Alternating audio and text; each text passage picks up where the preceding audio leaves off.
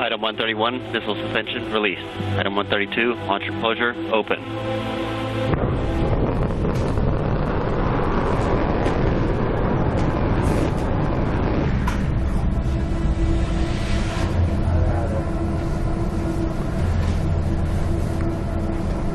Muerte, destrucción, amenaza, misil y sanción es el lenguaje de uno de los líderes más importantes en el mundo.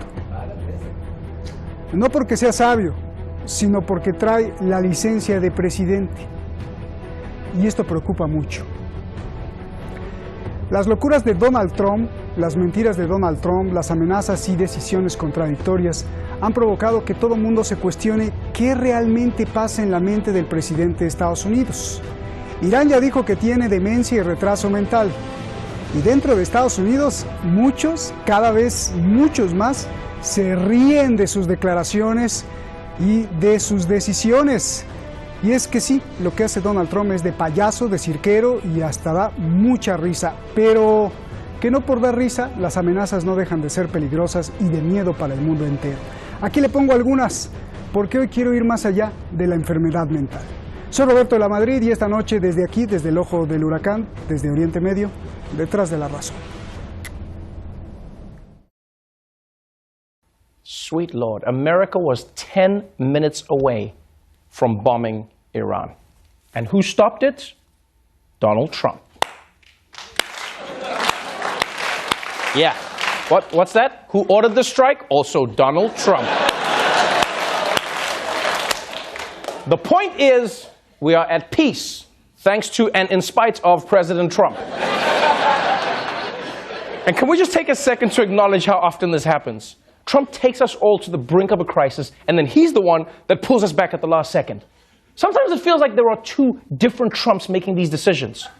And you know what, like maybe they are. Maybe he has an identical twin running around the White House. I mean, that would explain all of the flip-flopping. In fact, it would explain everything. It'd be like, the Mexicans are rapists, and some of them are good people. I'm going to release my tax returns. No, I'm not. Let's make Iran great again. Does that make sense? Make Iran great again. Wait, what? Make Iran great again? So in 48 hours, Trump went from threatening Iran to pitching a MAGA franchise in Tehran? Trump was proud of himself. According to one source, he liked the command of approving the strike, but also the decisiveness of calling it off. Yes, it's that simple. Donald Trump likes the decisiveness of calling off the terrible command Donald Trump just gave. Obviously, the people of Iran are great people. You know, I know many of them. I lived in New York. I have many friends that are Iranian. I did not bomb them this time, but if I changed my mind, you should all know that I would be obliterating some fantastic people, really great. They will be missed.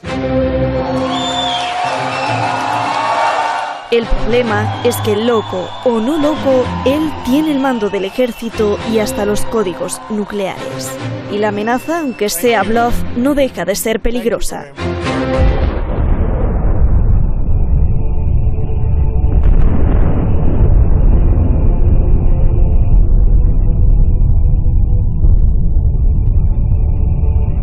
I'm not looking for war. And if there is, it'll be obliteration like you've never seen before. The United States is not in a position to obliterate Iran. They do not have the capability other than using prohibited weapons. President Trump should remember that we don't live in the 18th century. There is a United Nations Charter, and threat of force is illegal. Este dron de Estados Unidos fue la gota que derramó el vaso. Irán lo derribó, argumentando que violaba su espacio aéreo.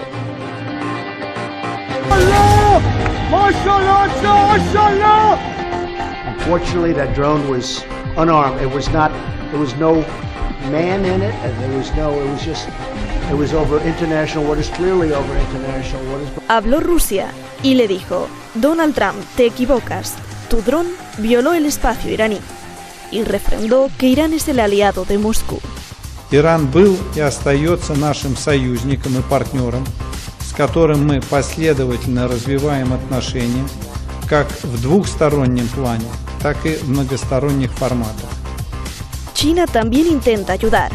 Denuncia la política de máxima presión de Estados Unidos contra Irán y sigue desafiando la prohibición de compra de petróleo iraní por parte de Trump. De cualquier forma, el viernes se verán las tres potencias frente a frente en el G20 de Japón. Y seguro que hablarán de Irán.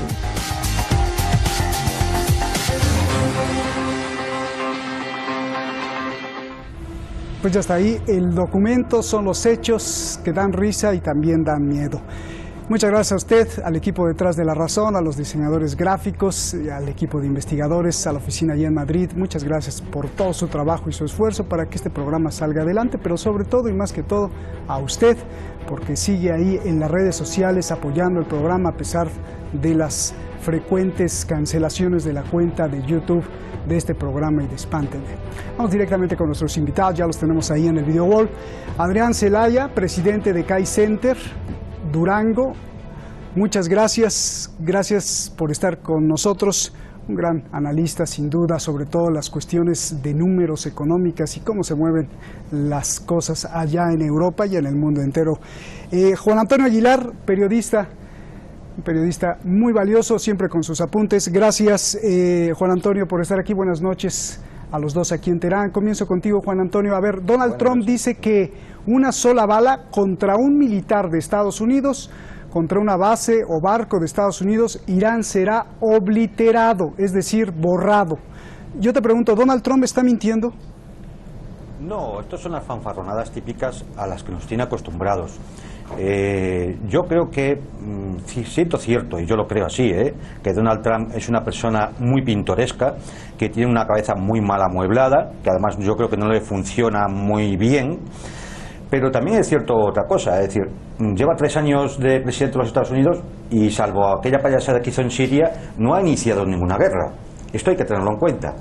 Con lo cual los peligros de Donald Trump son relativos. A mí me resulta mucho más peligroso esa banda de psicópatas que tiene a su alrededor, los John Bolton, los Pompeo, los Pence, que son del grupo de los conservadores del Estado profundo, de lo que llamaba Trump el pantano.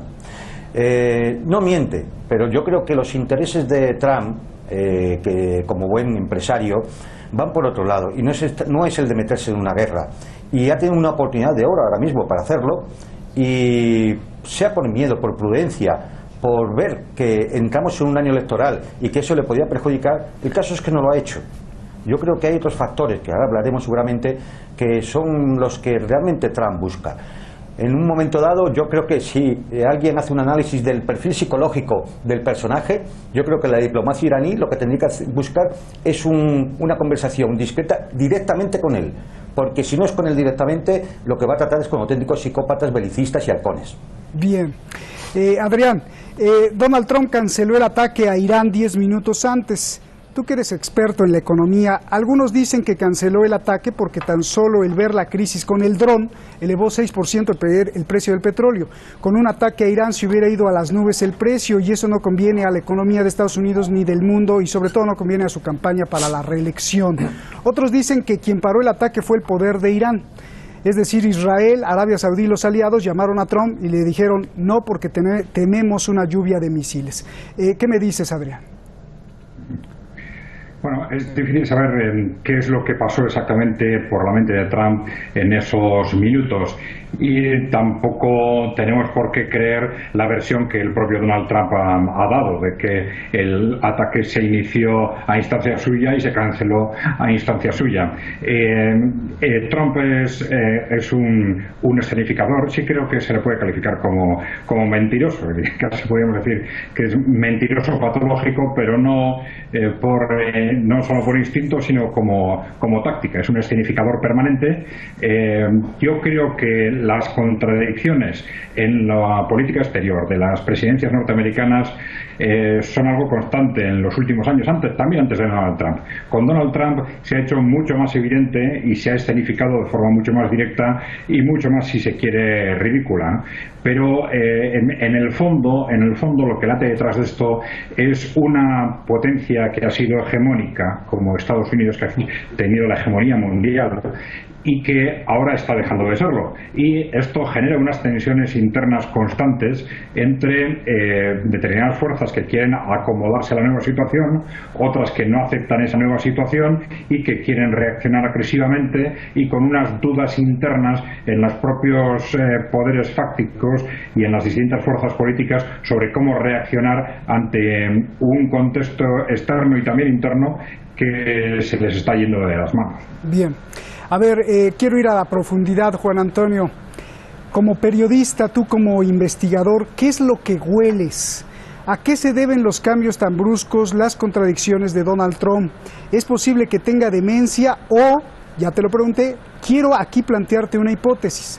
¿No se te hace muy extraño que pareciera que nos pusieron un presidente para todos los días estar preocupados, tener show, todos los días es noticia, todos los días el mundo el mundo entero está distraído con Donald Trump, sus amenazas, sus mentiras, sus contradicciones? ¿No es sospechoso esto? Porque pareciera que hay un plan ya hecho, que se está llevando a cabo discretamente por los lobbies más poderosos, y Donald Trump dijo, no se preocupen, yo mientras distraigo al mundo con mis locuras, y estamos perdiendo de vista algo. ¿Qué me dices de esto, Juan Antonio? Bueno, yo creo que efectivamente la Casa Blanca se ha convertido en un auténtico manicomio. Evidentemente Trump ahí juega un gran papel, pero no es el único, Es decir, no creo que Bolton esté mentalmente mucho mejor que Trump.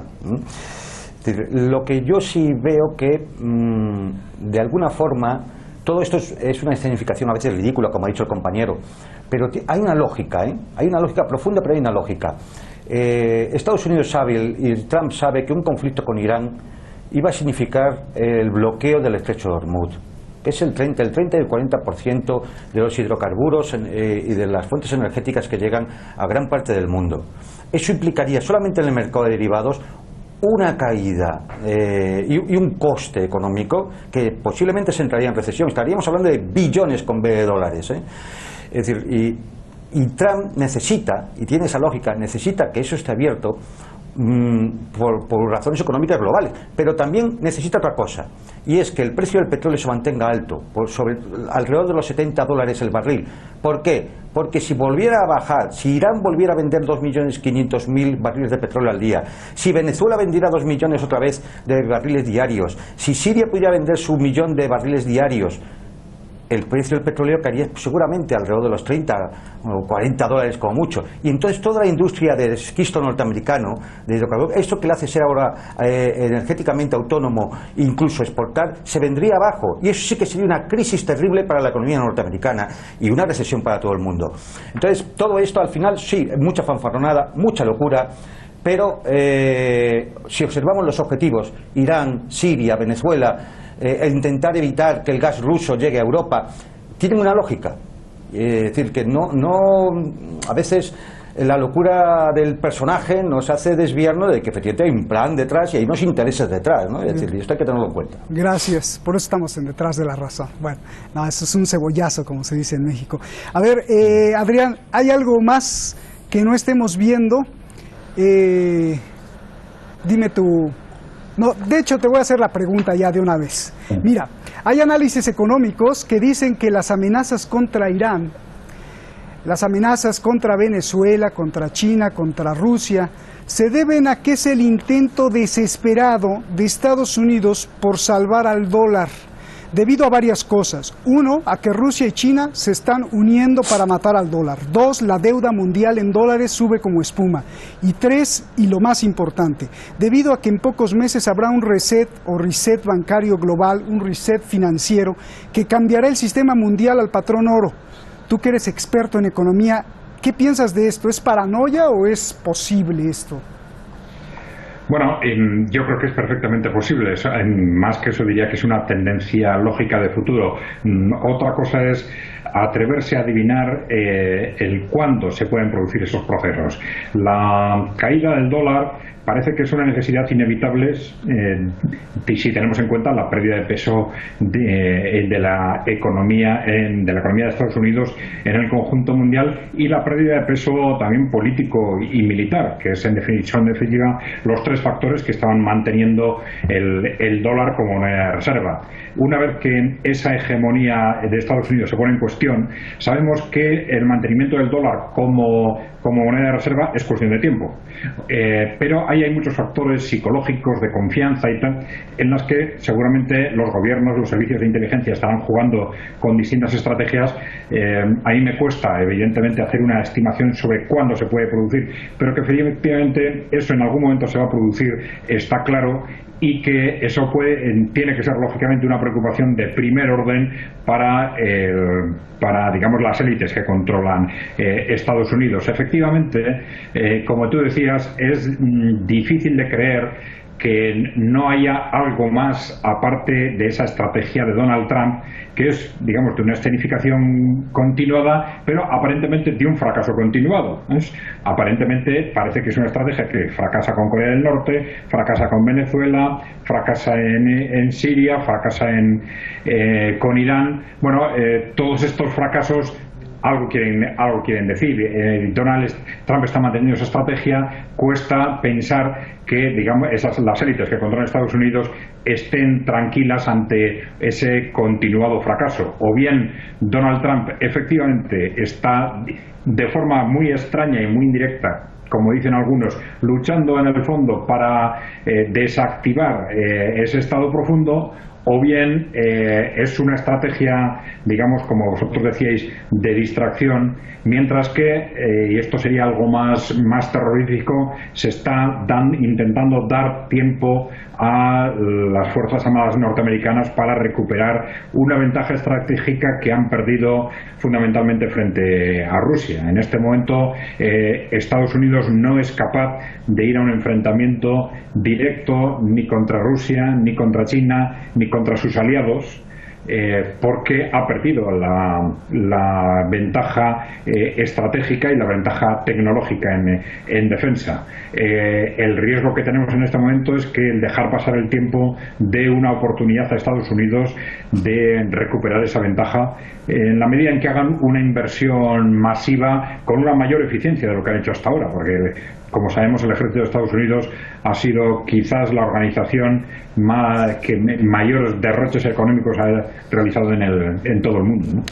Juan Antonio, Adrián, ponle atención a esta pregunta porque también quiero que me digas, pero primero con Juan Antonio, porque la pregunta sigue siendo muy interesante.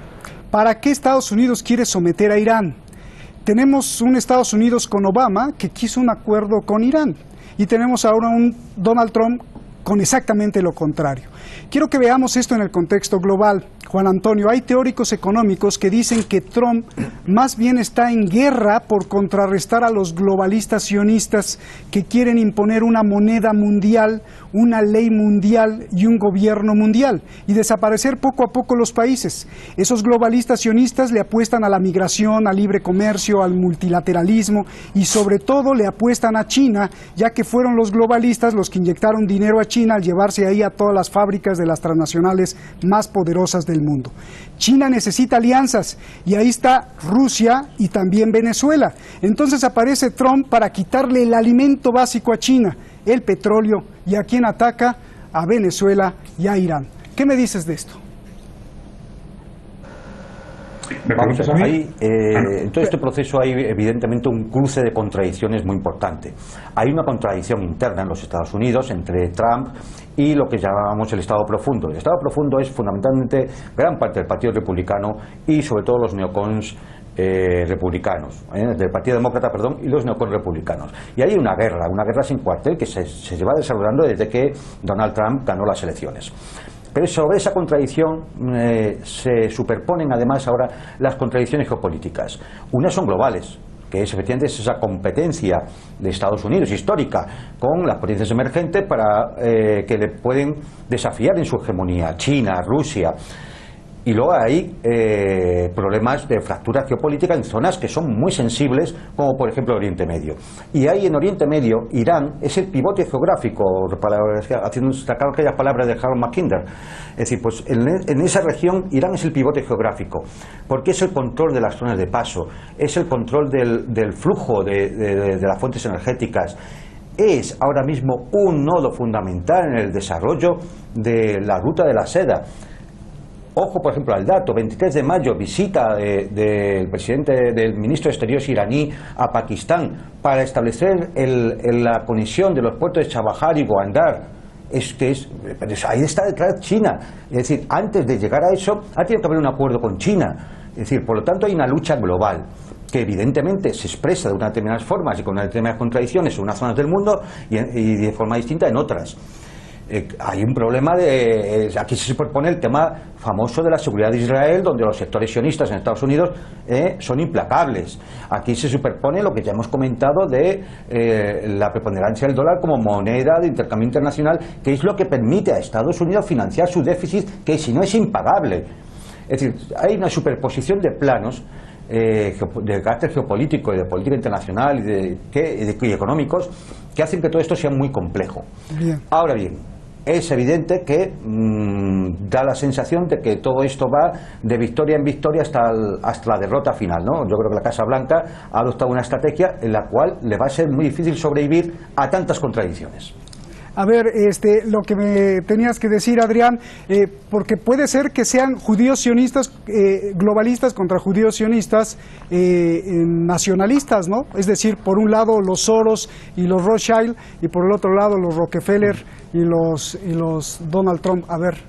Es evidente que Donald Trump ha jugado, a alimentar esta versión desde su propia candidatura presidencial y que una buena parte del voto que consiguió en las elecciones se debían a esta imagen.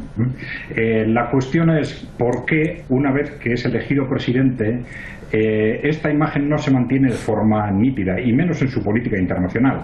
Es decir, es como si Donald Trump estuviese jugando a la vez a las dos bandas, porque efectivamente, como mi compañero ha dicho, Trump puede está intentando mantener en ocasiones una imagen, digamos, pacifista, vamos a decir, frente a los halcones que le rodean, pero él nombró a estos halcones, y no es que haya sido una sorpresa el que esas personas aparezcan después como halcones, sino que en el momento en que Donald Trump les nombra era algo perfectamente sabido, que eran neoconservadores agresivos y que parecía prácticamente una declaración de guerra simplemente el hecho de nombrarlos. Es como si Donald Trump estuviese, dentro de esa táctica suya de escenificación, estuviese a la vez intentando jugar permanentemente a dos bandas. Por un lado, intentando llevarse bien con, digamos, esas élites, digamos, de la oligarquía financiera o sus aliados en Oriente Medio, que son fundamentalmente el gobierno de Israel o el gobierno de Arabia Saudita, y por el otro lado, a la vez, aunque parezca contradictorio, intentando mantener esa imagen, digamos, de antiélite que se la debe a una buena parte de su electorado y a los sectores de los servicios de inteligencia o incluso de los militares que le apoyaron precisamente por eso, porque había desarrollado una crítica muy agresiva frente al continuo intervencionismo de Estados Unidos en el exterior. Por otro lado, eso es la conclusión un poco confusa que sacamos de su práctica en política internacional. Por otro lado, yo sí quiero compartir esta impresión de mi compañero, que es muy importante apuntar a los hechos, independientemente de las escenificaciones. Y efectivamente, cuando intentamos valorar lo que es la presidencia de Donald Trump, hay que tener en cuenta que, a pesar de esa permanente agresividad verbal, los hechos son que en 3 años todavía no ha invadido ningún país, cosa que desde luego no era algo habitual en sus predecesores. Entonces, esto es algo tremendamente importante, porque es muy posible que si la elegida hubiera sido Hillary Clinton, hubiéramos tenido casi de forma inmediata una conflagración mundial, ¿no? ¿Qué va a pasar mañana, Adrián, en el G20? Se van a ver las caras Xi Jinping, Donald Trump, Putin, y sin duda van a hablar de Irán. 10 segundos porque ya nos vamos. Un adelanto. En principio, salvo grandes sorpresas, va a continuar la escenificación. Y Donald Trump ha salido de situaciones comprometidas de este tipo con un nuevo conflicto. Y lo hizo hace muy poco en Venezuela y probablemente lo volverá a hacer ahora en Irán a través de un nuevo conflicto, sea con Corea del Norte o con China, pues quizás en 1 o 2 semanas después del G20. Ya me lanzó a Japón antes de llegar a Japón. Gracias, nos vemos. Buenas noches, gracias a los dos, excelente, excelente como siempre, ellos nos traen el conocimiento y nosotros reflexionamos. Y yo me pregunto, ¿por qué si las potencias se acusan de todo, de ser un peligro para la humanidad, para su propio pueblo, de ser asesino, violador de derechos, potencia nuclear, ratero, desestabilizador? Porque si se acusan de todo, yo no entiendo cómo llegan al G20 y se dan de abrazos, se sonríen, se dan la mano. De verdad no tendría sentido, a menos que los pueblos del mundo sean los ingenuos y en las grandes esferas allá arriba acepten que la política solo es el maquillaje para tapar que el poder económico es el único que gobierna el mundo. Lo demás, sonrisas y bravuconadas, son solamente para lo político. ¿Será así? Buenas noches.